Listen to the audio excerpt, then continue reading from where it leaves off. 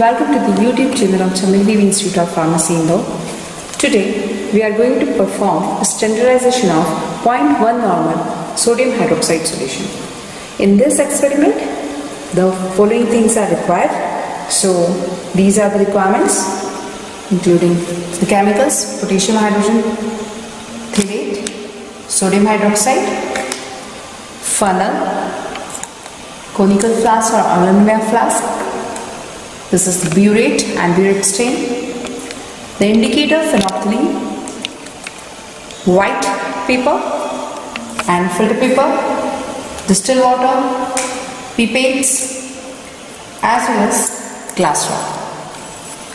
So, if we talk about the experiment today, in this experiment we are going to standardize 0.1 normal sodium hydroxide solution using 0.1 normal potassium hydrogen chelate solution.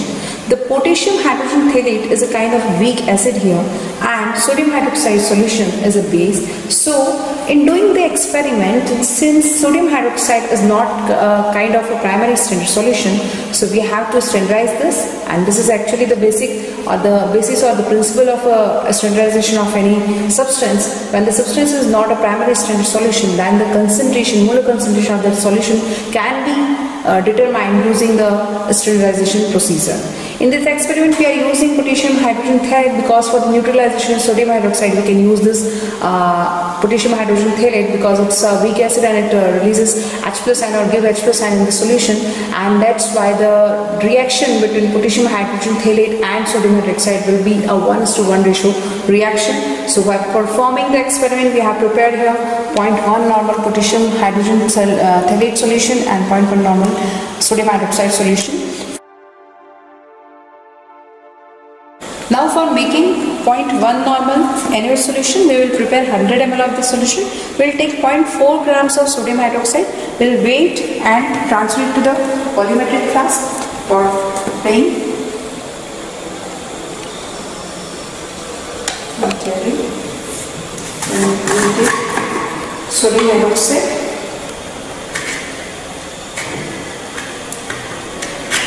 This sodium hydroxide is a very delicate substance, takes out the water from the atmosphere. So adding this around 0.4 gram of the solution is taken. Then we are going to transfer this to the volumetric flask.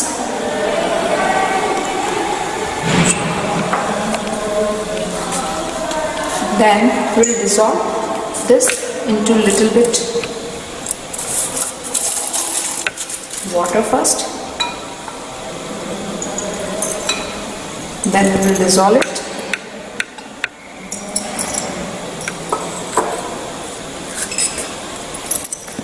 First dissolve this in a little bit water and then make up the volume up to 100 ml so that 0.1 normal NaOH will be prepared.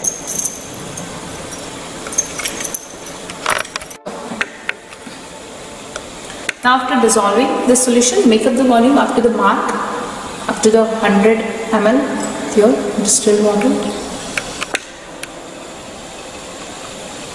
Make up the volume.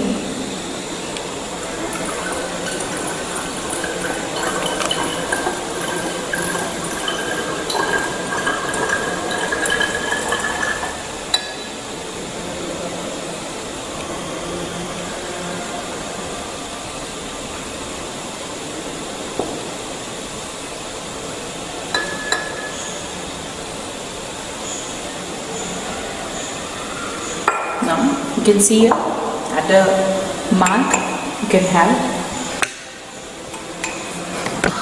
the solution. Now, this is the 0.1 normal NaOH solution which is prepared. Go for the preparation of the second solution, that is 0.1 normal potassium hydrogen chelate solution.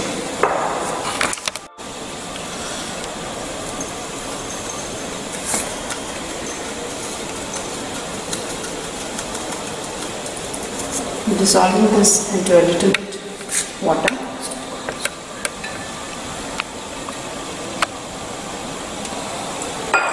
And then again, after dissolving of the solution, we will make up the volume up to 100 ml. make up the volume up to the mark, to the 100 ml.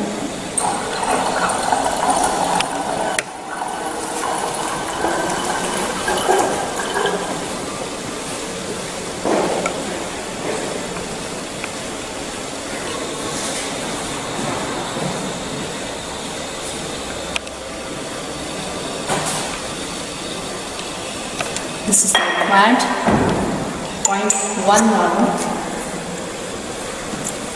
potassium hydrogen therate solution. After the preparation of this solutions, we will go for the titration. You can see here the reaction between potassium hydrogen therate and sodium hydroxide solution.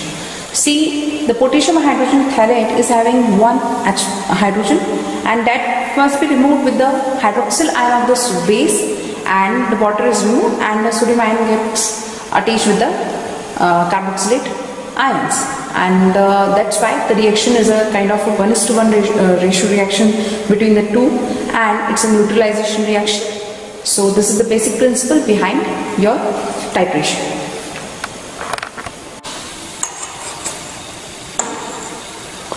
Now for the performance of this practical titration of the standardization of your 0.1 normal hydroxide solution, we have prepared this solution, and after the preparation we have transferred this in the burette using the funnel, and you can see here the upper level meniscus in the set at the 0 point in the burette, and now we will take in the aluminium flask 10 ml of the solution of the potassium hydrogen therate.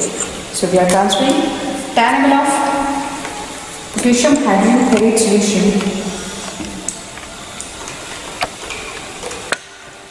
to the aluminium flask.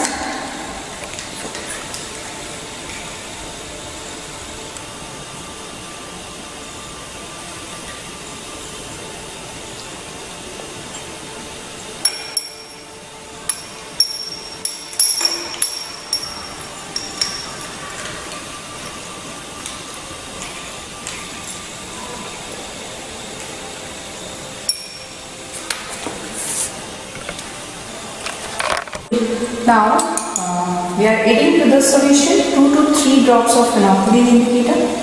You can see here the indicator is added here, and after adding the indicator, now we are titrating this potassium hydrogen therate solution with your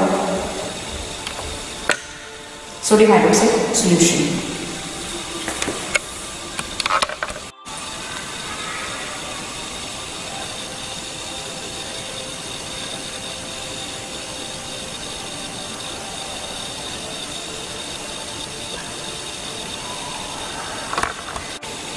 We are adding sodium hydroxide solution 0.1 normal drop by drop in the potassium hydrogen therate solution, which is contained in the aluminium flask, and we are checking that there will be color change at the end point, and we have to note down the volume of the energy consumed when such reaction occurs. The end point would be shown with the help of the indicator, which is phenolphthalein here. There would be clear color solution, and then at the end point there would be formation of the light pink color solution.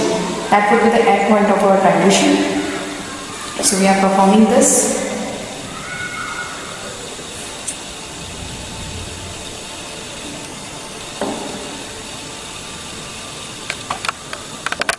Now you can see the pinkish color must persist. You have to add the NaOH solution till the pink color persists. You can see.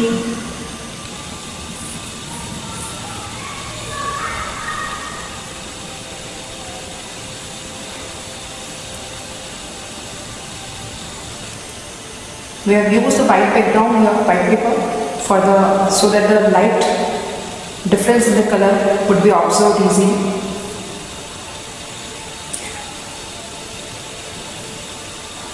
Now you can see here, this is the point where the pink color persists, and you need to note down the reading. At this point, you can see here at around 9.6 ml is consumed of NaOH is consumed here, and with the help of this value, we can use the formula N1 V1 equal to N2 V2, and we can go for the calculation of the strength of our NaOH solution. You can got the how much molar concentration of NaOH solution was prepared by us.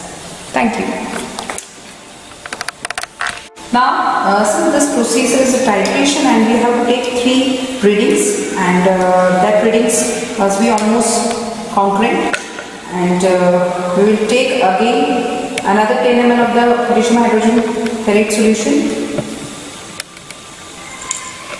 Transfer into the conical flask.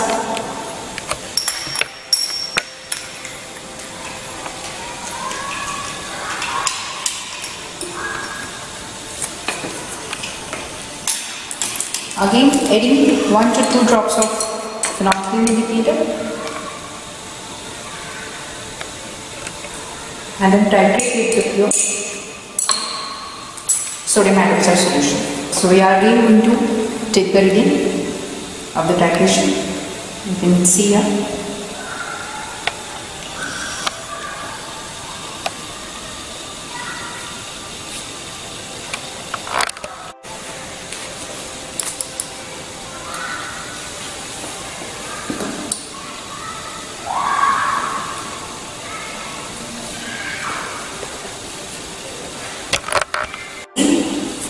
You can see the end point here, the light pinkish color which persists, and you can take the reading and then you have to calculate using the formula and equal to into it.